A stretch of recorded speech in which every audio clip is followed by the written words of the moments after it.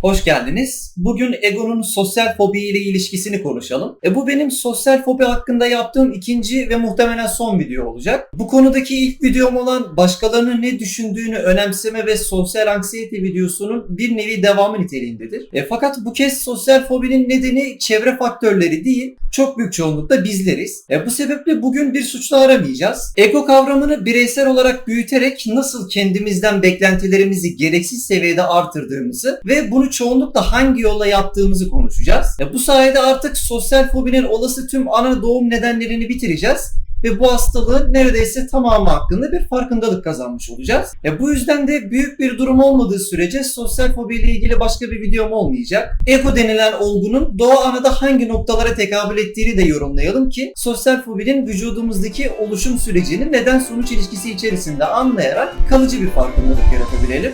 O halde sosyal fobiye son noktayı koyacak videomuz başlasın. Introdan sonra birlikteyiz.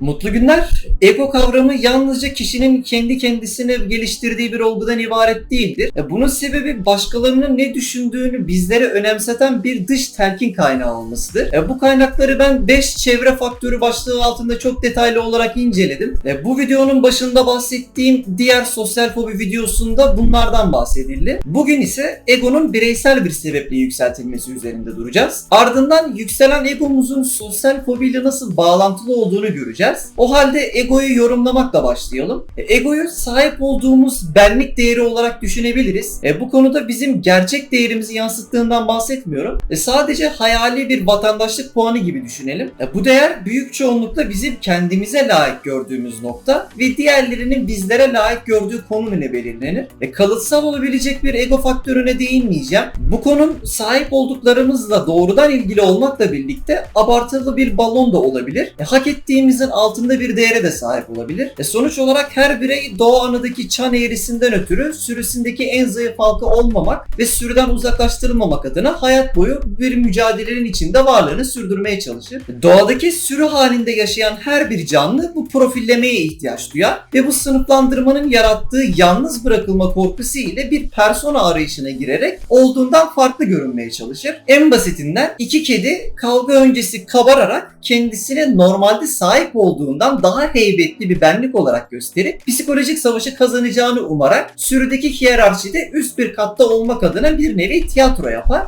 İşte doğa anadaki bu içgüdü metropoldeki amansız yarışta kimlik savaşlarına neden olacak şekilde kompleksli ve kibirli olmayı beraberinde getirir. Bizler bu kediler gibi beden diliyle yapabildiğimiz gibi onlardan fazla olarak hayal kurma yoluyla da benliğimizi kabullendirmeyi amaçlarız. Böylelikle sadece zihnimizdeki bir yanılsamadan ibaret bile olsa kendimize yarattığımız kurgusal bir statüyle sürüdeki konumumuzu olduğundan yüksek gösterip beynimizi kandırarak bilinç dışımıza her şeyin yolunda olduğunu söylemeye çalışırız. Yani ego dolu hayaller kurarak metropolde bulunduğumuz habitatta hatta belki de dünya çapında oldukça yüksek bir saygı gördüğümüz yalanıyla beynimizi kandırıp ona manipüle edilmiş bir benlik değeri yani vatandaşlık puanı sunarız. Bilinç dışı ise bu hayali takdir edilme neticesinde her şeyin tam tıkırında gittiğini düşünerek mutluluk kimyasalları salgılatır ve öz saygısı artarak anlık olarak yüksek bir hazza ulaşır. Bu süreç keyif verici olduğundan uzun vadede alışkanlık haline getirdiğimiz durumda bir nevi uyuşturucu bağımlılığına kapılmış oluruz. Beynimizin aynı değerlilik hissini yaşaması için bu persona dolu hayallere devam ederiz ve çoğu zaman kendimize büyük bir kötülük yaptığımızın farkında değilizdir. Süreç şu şekilde işler. Beynin kendini bulunduğu konumdan ötürü şanslı veya şanssız hissetmesi ciddi bir hayatta kalma fonksiyonudur. Habitatındaki diğer bireyler bireyleri profillemeye giderek onlara bir değer biçer. Bu değerlerin karşısında bizim konumumuzu bize sorgulatır. Ortalamanın altında isek tehlike sinyalleri verdiren kortizol, adrenalin, nöroadrenalin gibi hormonları salgılatarak bizleri bulunduğumuz konumdan ötürü rahatsız oldurarak harekete geçmeye zorlar. Böylece içimizdeki yetersizlik kaynaklı huzursuzluğu çözmek için daha çok çabalarız ve sürüdeki optimum saygı değerini yeniden kazanmaya çalışırız. Bu değeri kazanana kadar ise tehlike çanları susmaz. Yani sosyal fobi. Beynimiz yaptığı profillemede habitatındaki hiyerarşi piramidinde üst bir noktada olduğu sonucunu çıkarırsa bu statüyü korumak adına bizlere doğru yoldasın, hep böyle yap sinyali vermek üzere keyif verici ödül hormonları salgılatır. Yani beynimiz bu silahı hedonizm olsun, zevk sarhoşluğu olsun ve gününü gün etsin diye değil, temel ihtiyaç olan hayatta kalmak ve canlıyı hizaya sokmak için bir terazi olarak kullanır. Bizler ise bu her şeyin yolunda gittiğini bildiren değerlilik hissini egomuzu pompalayan hayaller kurarak anlık olarak yüksek bir mutluluk alabilme pahasına istismar ediyoruz. Yani beynimizin istediğimiz zaman bize yüksek oranda sentetik bir mutluluk sağlayabileceği bir açığını bulmuşuz ve her kendimizi kötü hissettiğimizde bilinç dışımızı kandırarak ondan bol bol mutluluk alarak zamanla onu hedonik adaptasyona uğratıyoruz. Yani onun zamanla zevke duyarsızlaşmasına neden olarak artık bulunduğu konumdan ötürü kendisini şanslı hissetmemesine yol açıyoruz. Beyin uzun süre aynı seviyeden tatmin olmayınca kendisini eskisi kadar mutlu hissedemez ve sürekli aynı konumda bulunmak sürdürme mentalitesi anlamına geleceğinden bunu istemez. Sürdürme mentalitesi benim üzerine ayrıca başarıyı sürdürmenin altın kuralı isimli videosunu yapacağım bir konu olacak. O yüzden burada kısaca özetleyeceğim. Sürdürme noktası uzun süre aynı konumda kaldığımız çizgidir. Beynimiz uzun süre bir gelişme görmezse huzursuzluk salgılatır ki o anki yeni normal olan nötrden artıya geçelim. Yoksa uzun süre bir ilerlemenin gerçekleşmediği bir noktada gerileme olabileceğine inanır. Var olan kaynaklarımızın ve statümüzün azalmaması adına bir erken uyarı sistemidir kendileri.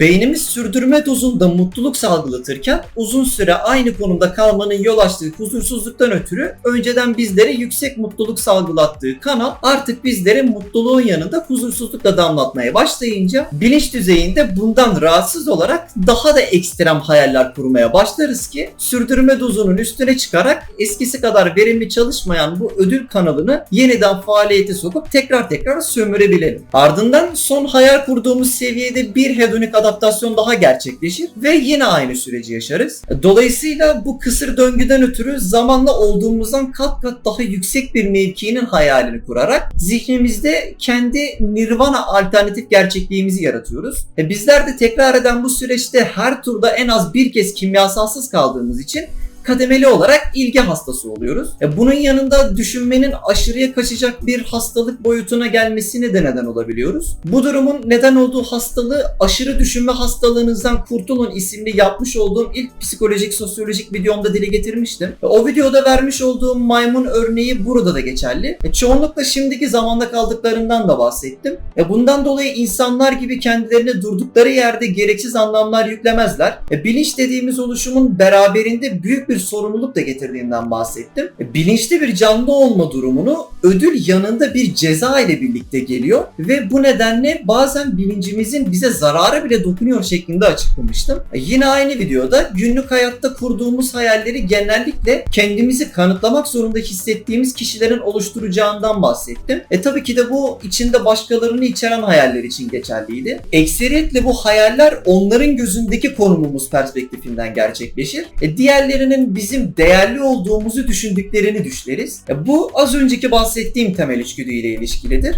Fakat ortaya koyduğumuz somut icraatlerden çok hayal yöntemiyle bunu gerçekleştirirsek beynimiz bu durumu sanki çevremizdekilere ve topluma böyle yüksek bir yetenek ve gelişmişlik vaadi vermişiz gibi algılıyor.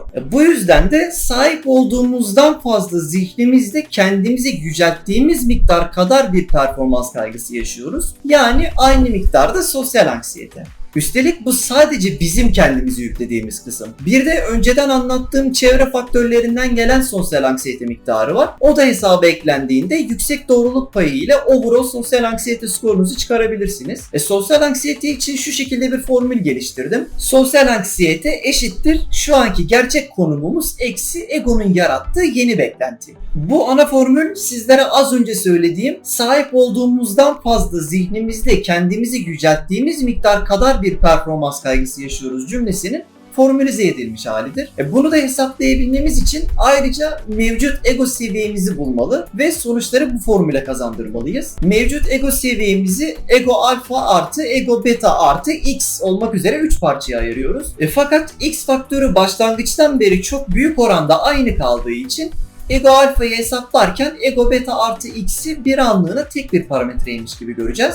Kendimizi fazladan yükselttiğimiz kesim ego alfayı temsil etmekte. Ego beta ise çevrenin bizi koyduğu kalıbın egomuza olan ağırlığıdır. X değişkenini temsil eden diğer sosyal fobi sebepleri olan hamilelikte annenin psikolojisi, annenin beslenme alışkanlıkları, genetik yatkınlık, bebeğin anne karnındaki pozisyonu dahi sosyal fobiyi tetikleyebilir. Fakat bu faktörler zamanı geriye sarıp değiştirilebilecek durumlar değil. Bu yüzden bizler belirli bir erişkinliğe ve bilinç seviyesine geldiğimizde neleri değiştirebiliriz? Bunlara odaklanmalıydık. Bu yüzden X faktörüne değinmeyeceğim. Ego alfa haricinde hayatımızdaki diğer değişkenlerin o anlık pek değişmediği bir dönemde bu formülü kullanmaya özen gösteriyoruz ki esas bu videonun konusu olan bizim neden olduğumuz ego alfayı bulabilelim. Böylece diğer değişkenlerle birlikte formüle yerleştirerek sosyal anksiyete seviyemizi ortalama olarak tahmin edebilelim. Mevcut ego seviyemiz formülündeki ego alfa haricindeki diğer değişkenlerin durgun olduğu bir dönemde egolu hayaller kurduğumuz kadar sosyal fobiyi körüklemiş oluruz. Çünkü ego kişisel ispat ve başkalarına örnek olma kaygısı taşır ve gerçek biz ile zihnimizdeki bizim örtüşmediği miktarda sosyal anksiyete semptomları yaşarız.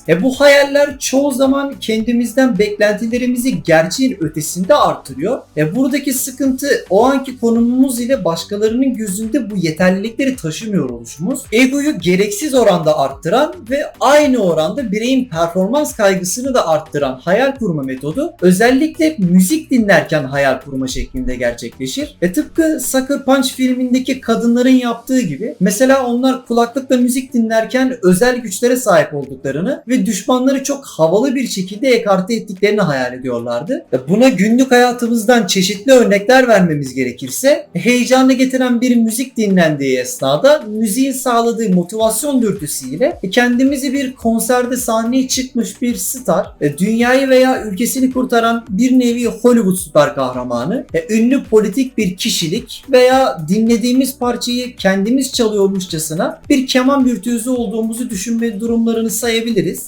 Bu hayallerin çapı tamamen ne kadar ilgiye ihtiyacımız olduğu ile alakalıdır. Öncesinde bahsettiğim hedonik adaptasyon kısır döngüsü defalarca kez gerçekleşirse yaşanan bu doyumsuzluk size bir tanrı olmanın hayalini bile kurdurabilir. Bu bütünüyle hayal gücümüz ile sınırlı bir durum. Sonuç olarak bu tür özellikle müzik dinlerken gerçekleştirilen egolu hayaller bireyin omuzlarına o anki gelişmişlik düzeyiyle kaldırabileceğinden daha fazlasını yüklemekte ve bu fazlası kadarını kısa sürede anksiyete semptomları olarak yaşamaktayız. Çünkü beynimiz topluma karıştığımız anda kendisine öncesinde dayattığımız sosyal statümüzü ve gelişmişlik seviyemizi topluma kanıtlamamızı bekler. Bunun sebebi onu bak ben bu kadar yüksek bir seviyedeyim diye heveslendirip bizden yüksek bir beklentiye girecek pozisyona sokmamızdır. O da bizlere işte topluma karıştık, hadi o zihnimizdeki saygı toplumdan bekleyelim şeklinde düşünür ve gerçekte sahip olmadığımız bir düzeyden sorumlu tutulduğumuz ve pratikte bu beklentiyi karşılamanın bir hayli altında olduğumuz için toplumun içinde bir eksiklik kaygısı yaşarız.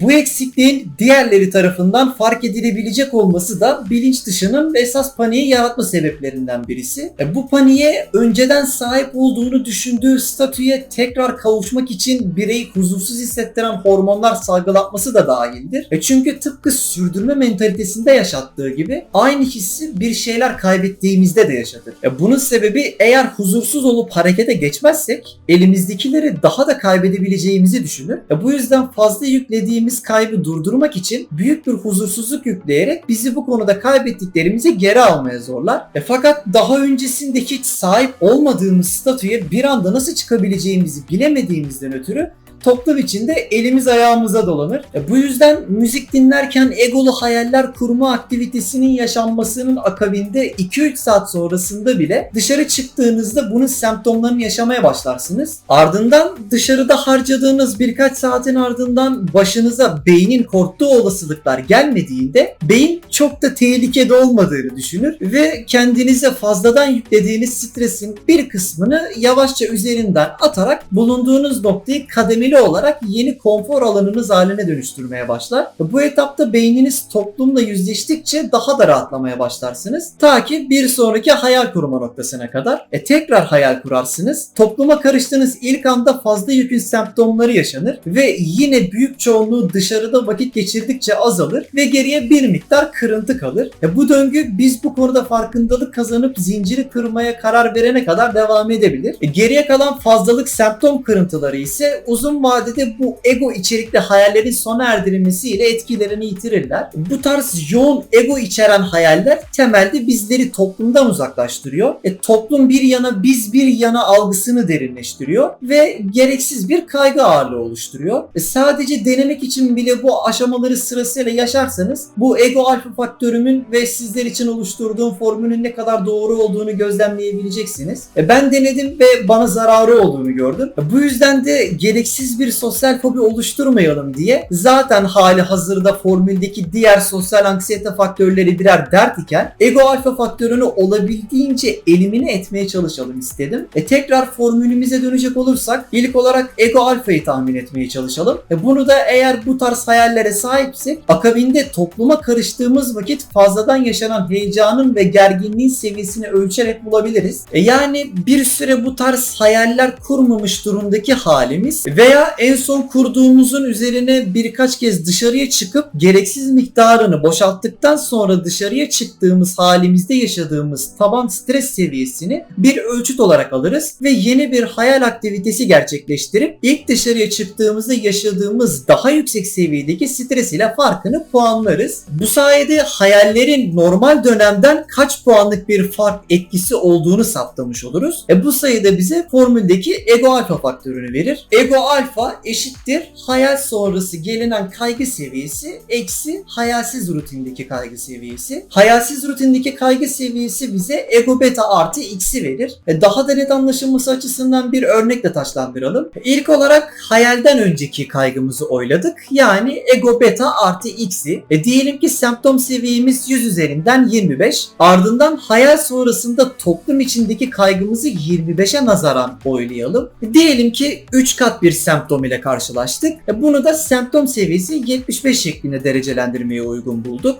Formüldeki yerlerine bu bulgularımızı yerleştirdiğimizde ego alfa faktörümüz 50 çıktı. Yani sadece egolu hayaller kurarak kendimize yüklediğimiz anksiyete seviyesini bulabildik. Bunu yaparken de semptomlarımızı ölçme esnasında diğer parametrelerin büyük ölçüde durgun olduğunu varsayıyoruz. Yani çevre kaynaklı ego olan ego beta ve bunun haricindeki x değişkenlerini. Daha önce de söylediğim gibi bu formülü uygularken doğruluk oranının yüksek olması açısından fazla çalkantılı ve dinamik bir dönemi seçmemek daha yerinde olur. Şimdi ana formülümüze dönelim. Ardından bu yüksek ego barındıran hayallerin yerine takdir edilme duygumuzu ne şekilde doyurabiliriz? Bunun hakkında naçizane bir tavsiyede bulunmak isterim. Sadece nelerden uzak durmamız gerektiğinin konuşulması pek doğru olmaz. Çünkü masadan bir şeyi eksilteceksek yerine ikamesini koymak durumundayız. Diğer türlü yoksunluğunu çekeriz. Formüllerimiz yeniden ekrana gelsin. Artık ana formülümüzü doldurabiliyoruz. Sosyal anksiyete eşittir şu anki gerçek konumumuz eksi egonun yarattığı yeni beklenti. Mevcut ego seviyemiz eşittir ego alfa artı ego beta artı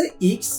Diyelim ki şu anki gelişmişlik ve kendimizi yetiştirmişlik seviyemiz sonucunda 100 üzerinden 50 skoruna karşılık geliyoruz. Yani formülde gördüğümüz şu anki gerçek konumumuz kısmı. Ve kendimize karşı dürüst olursak zaten hepimiz kendi anlık değerimizi bilmekteyiz ve formülde yerine yerleştirebiliriz. Sonrasında kurduğumuz hayallerin bizi yücelttiği kadarına karşılık gelen ego alfayı yerine yerleştiriyoruz. Yani 50 sayısını. Çevre Çevre faktörleri sonucu oluşan anlık ego seviyemizi temsil eden ego beta'nın ve x'in toplamını da 25 olarak eklediğimiz vakit mevcut ego seviyemiz bölümü 25 çıkar ki zaten bunu daha önce bulmuştuk. Sonuç olarak müzik dinlerken veya başka bir yolla ego içeren hayaller kurulduktan sonraki anlık egomuzun %25'ten %75'e yükseldiğini gördük. Yani sadece bu yolla kendimize tek seferde %150 gibi gereksiz bir yük bindirdik. İstenildiği takdirde bu hesapta her bir faktörü 100 üzerinden derecelendirmek yerine pasta grafiği oluşacak şekilde kesili derecelendirmelere de gidilebilir. Bu tamamen size kalmış bir şey. Sanırım artık basit gibi görünen bir aktiviteyle ne tarz olası zararlara yol açılabileceğini görebildik. İş ana formülü tamamen doldurmaya geldiği vakit ise gerçek değerimiz olan gelişmişlik seviyemiz %50 iken çevre artı x'in etkisiyle %25'lik bir semptom yaşadıysak semptomlar 3 kat artıp %75 olduğunda ise gerçek değerimizi de 3 kat aşan bir beklentiye sokmuşuz demektir. Yani bu tarz bir yükü kaygı seviyemiz aynı kalarak taşıyabilmek için birkaç saat içinde %150 gibi anlık bir gelişim elde etmeliyiz ki bu pek mümkün değil. O halde sosyal anksiyete eşittir o anki gerçek değerimiz olan 50 eksi egonun yarattığı yeni beklenti olan 150 eşittir eksi 100. Özetle 100 birim içeride olmanın yarattığı bir yetersizlik farkını anlık sosyal kaygı bozukluğu olarak ödüyoruz. Tüm bu hesap gevezeliği bunun içindi. Şimdi egonun doğal yollardan doyurulma yolunu aktaracağım. Ardından toparlayıp bitiriyorum. Öncelikle egonun doğurduğu kişisel ispat ve başkalarına örnek olma ihtiyacımızı somut atılımlardan aldığımızdan emin olalım. Hayali arkadaşlar vasıtasıyla kendi egomuzu doyurarak yalnızca yapay bir mutluluk aldığımızın farkında olalım. Hayallerimizi kapsayan kişiler ve topluluğun kendimizi gerçekte beğendirmeye çalıştığımız bireyler olduğunu ve işte bu tarz hayallerin sırtımıza fazladan yük bindirdiğini hatırlayalım. Peki takdir edilme bazlı mutluluk hormonunu nereden alacağız? Bunu detaylı bir şekilde Aşırı Düşünme Hastalığınızdan Kurtulun isimli videomun son kısımlarında anlatmıştım. Burada da kısa bir özet geçmem gerekirse bu mutluluğu hobiler ve özellikle kas hafızası gerektiren uğraşlardan almaya çalışalım. En etkili yolu budur. Fakat bu noktada esas dikkat edilmesi gereken durum ilk etapta bir şeyler üretmenin, gelişmenin veya başarmanın verdiği hazza daha çok odaklanmamız gerektiğidir. Bununla söylemek istediğim hobileri temelde kendimiz için yapmaya gayret göstermek. Buna odaklanıp devam ettiğimiz sürece yarı yolda motivasyon sorunu da yaşamamış oluruz ve kesintiye uğramayan daha kalıcı bir hobi haline gelmiş olur. Öbür türlü başkalarını etkileyecek bir seviyeye gelene kadar ilerlediğimiz yolda çıkan pürüzler bizi bu yoldan saptırabilir. Başkaları için başarmak sadece işin içindeki kamu yararı olan bir sorumluluk ise bireysel pes etmeye yakın son etapta motivasyonu bir miktar daha uzatabilir. Fakat iş hobi ve uğraşlarımıza geldiği vakit özellikle başlangıç noktasında adanmamız gereken en son şey belki de başkaları için bir hobiye adanmak olur. Çünkü genellikle çok uzun ömürlü olmazlar. Bu bakış açısı ile bir süre kendinizin tatmini olacağı kadar geliştirdiğiniz durumda zaten başınızı kaldırıp etrafa baktığınızda diğerlerinin de sizi takdir ettiği noktaya otomatik olarak gelmiş olduğunuzu fark edeceksiniz. Son olarak da bir dipnot eklemek isterim. Bireylerin düzenli beslenmesi ve uyku düzeninin de sosyal anksiyeteye etki ettiği bir gerçektir. Bunların hepsi zaten anlık egomuza dolayısıyla sosyal fobiye etki eden faktörler olduğu için anlık hislerimizi puanlarken bunları da otomatik olarak hesaba dahil etmiş olduk. Merak etmeyin, onlar unutulmadı. Bu videoyu artık burada bitiriyorum. Bu konu hakkında anlatmam gereken her şeyi anlattım sanıyorum. Bundan sonraki konumuz yeni oyunlardan zevk almamanızın sebebi olacak. İlginizi çekerse beklerim.